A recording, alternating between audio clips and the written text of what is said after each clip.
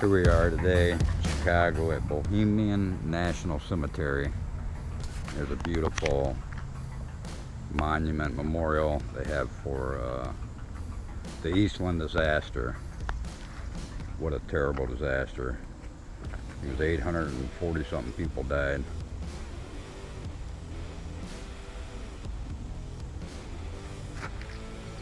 We'll let Crystal tell you about it, since she's so good at it.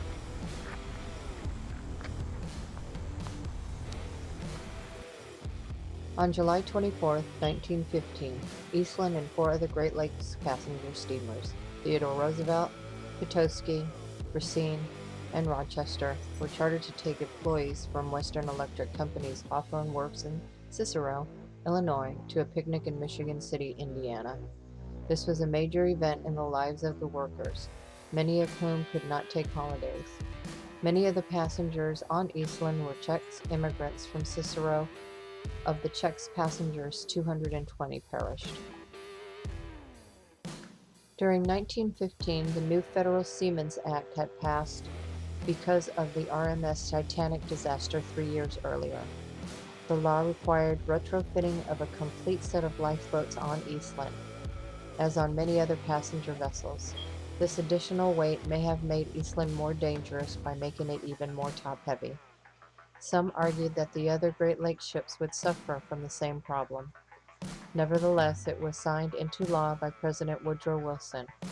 Eastland was already so top-heavy that it had special restrictions concerning the number of passengers that could be carried.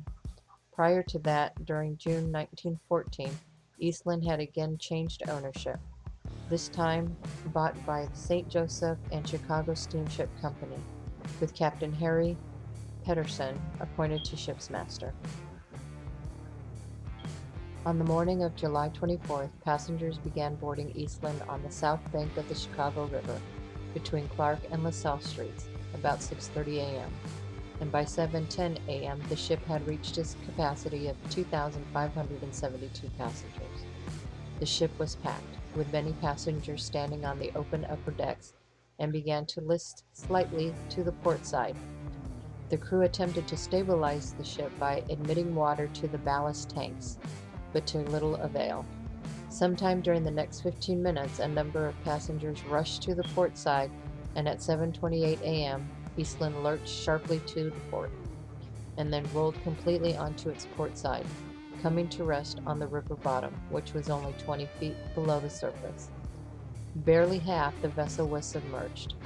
Many other passengers had already moved below decks on this relatively cool and damp morning to warm before the departure.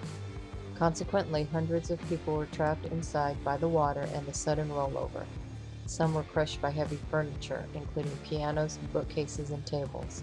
Although the ship was only 20 feet from the wharf, and in spite of the quick response by the crew of a nearby vessel, Kenosha, which came alongside the hull to allow those stranded on the capsized vessel to leap to safety, a total of 844 passengers and 4 crew members died in the disaster. The bodies of the victims were taken to various temporary morgues established in the area for identification. By afternoon, the remaining unidentified bodies were consolidated in the armory of the 2nd Regiment on the site, which was later transformed into Harpo Studios, but has since been demolished to make room for a new McDonald's Corporation headquarters. One of the people who were scheduled to be on the Eastland was 20-year-old George Halas, an American football player, who was delayed leaving for the dock and arrived after the ship had overturned. His name was listed on the list of deceased in the newspapers, but when fraternity brothers visited his home to send their condolences, he was revealed to be unharmed.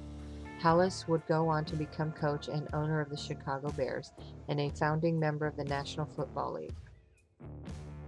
His friend and future Bears executive Ralph Brizzolara and his brother were on the Eastland when it capsized, though they escaped through portholes. Despite stories to the contrary, no reliable evidence indicates that Jack Benny was aboard the Eastland or scheduled to be on the excursion. Possibly the basis for this report was that Eastland was a training vessel during World War I. and Benny received his training in the Great Lakes Naval Base where Eastland was stationed. Though it may seem as if the aftermath of the Eastland disaster was focused on rescue and survival, it sadly was consumed with relief efforts. Hundreds of people faced physical, mental, and spiritual struggle in the wake of the disaster, and relief was needed to help survivors and victims, families cope in the aftermath. Countless businesses, religious institutions, undertaking the funeral establishments worked day and night to pick up the pieces.